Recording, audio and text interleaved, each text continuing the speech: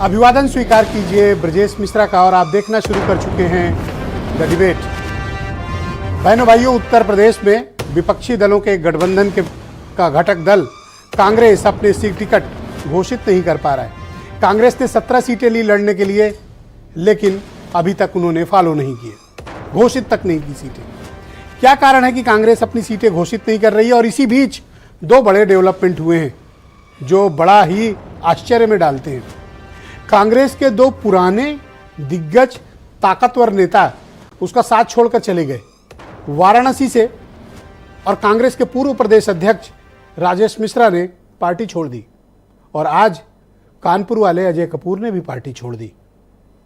अजय कपूर कांग्रेस के राष्ट्रीय सचिव, 3 बार के एमएलए और कानपुर से बड़े ही ताकतवर नेता, राहुल गांधी और प्रियंका के करीबी, कांग्रेस छोड़कर बीजेपी ज्वाइन कर ली है। और चर्चा है कि अजय कपूर को कानपुर से भारतीय जनता पार्टी चुनाव भी लड़ा सकती है।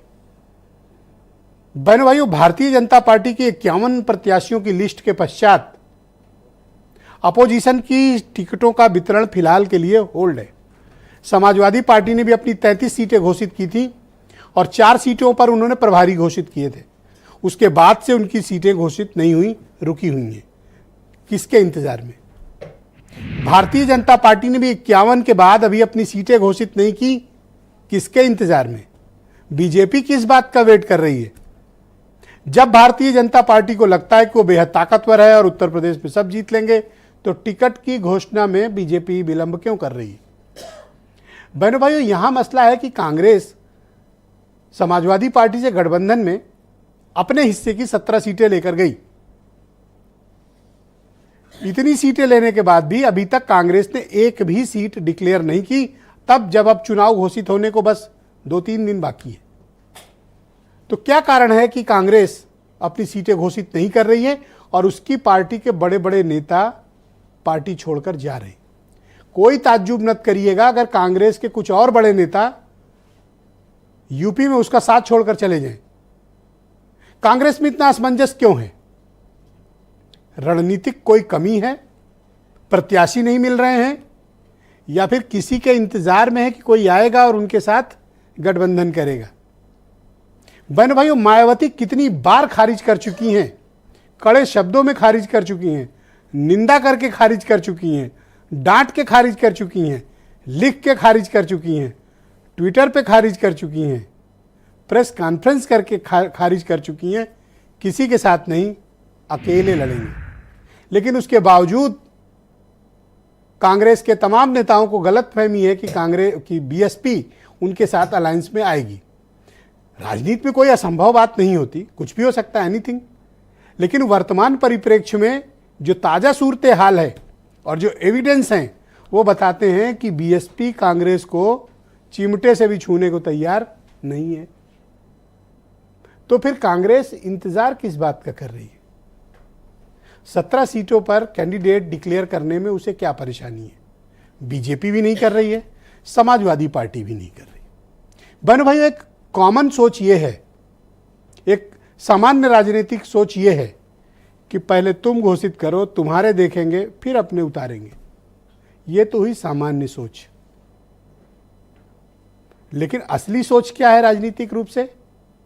दरअसल अब जिन सीटों पर प्रत्याशी घोषित किए जाने हैं, चाहे वो बीजेपी हो, सपा हो या दूसरे दल, वो ऐसी सीटें हैं जहां या तो गुटबाजी है, या तो लड़ाई है, या मौजूदा सांसद के खिलाफ नाराजगी है, या उसका टिकट कटना है, और या फिर वो विवादित और दागी है जिसको लेकर मीडिया ट्रायल भी होने की उम्मीद है।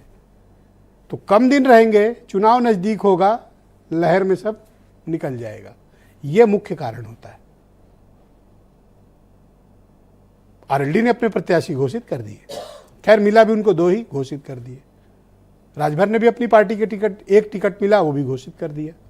लेकिन ये बड़े दलों में एक दूसरे पर निगाह है, तो आने वाले वक्त में बीजेपी अगर अपने टिकट घोषित कर देती है, तब विपक्ष 36 घंटे के अंदर अपनी सीटें डिक्लेयर करेगा, ऐसा मानना है लोगों का। लेकिन बहनों भाइयों, ये शतरंज की चाल से भी ज़्यादा खतरनाक है, क्योंकि सीटों का जो कॉम्बिनेशन है वो मुद्दे कम, जातिगत मुद्दे ज़्यादा अट्रैक्ट करते हैं उत्तर प्रदेश के लोगों को, और वोट अंत में जाति के आधार पर मिलता है, और टिकट वितरण में जाति ही है जो मैटर करती है। हो सकता है कुछ लोगों को ये बात कड़वी लग रही हो, लेकिन जातियां उत्तर प्रदेश की राजनीति की सच्चाई है, बल्कि मैं उसे यूं कहूँगा कठोर सच्चाई है। टिकट जाति के आधार पर ही बंटते हैं, तो जब जातियों का फार्मूला फिट होगा, अपोजिशन की जाति चेक हो जाएगी, सत्ता पक्ष की जाति अपोजिशन चेक कर लेगा, तब टिकट बांटेगा। और इस बीच कांग्रेस से जो भगदड़ मची है ये भी लगातार जारी रहेगी। कुछ स्टेटमेंट सुने, फिर आज की परिचर्चा को हम आगे बढ़ाएंगे। विपक्ष का हाल बेहाल है। सीटों को लेकर बंटवारे का घमासान जारी है। कांग्रेस के राष्ट्रीय नेता पार्टी छोड़कर भागे हैं।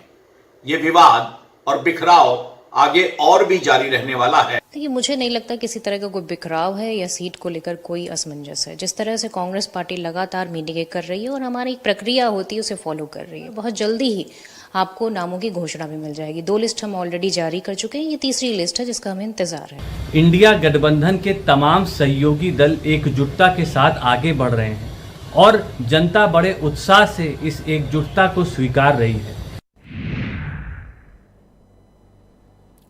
सुनील साजन समाजवादी पार्टी के प्रवक्ता हैं, मनीष सिंधवी यूपी में कांग्रेस के प्रवक्ता हैं, रोहित अग्रवाल राष्ट्रीय लोकदल से हैं, कौशलेंद्र सिंह पटेल भारतीय जनता पार्टी के प्रवक्ता हैं, राघवेंद्र द्विवेदी एसबीएसपी से हैं, और ब्रजेश शुक्ला जी जाने माने पत्रकार राजनीतिक मामलों के एक्सपर्ट मेरे साथ मौजूद हैं, और वीरेंद्र सिंह जी भी हमारे स्टेट हेड हैं, इस कार्यक्रम का हिस्सा हैं। ब्रजेश शुक्ला जी, कार्यक्रम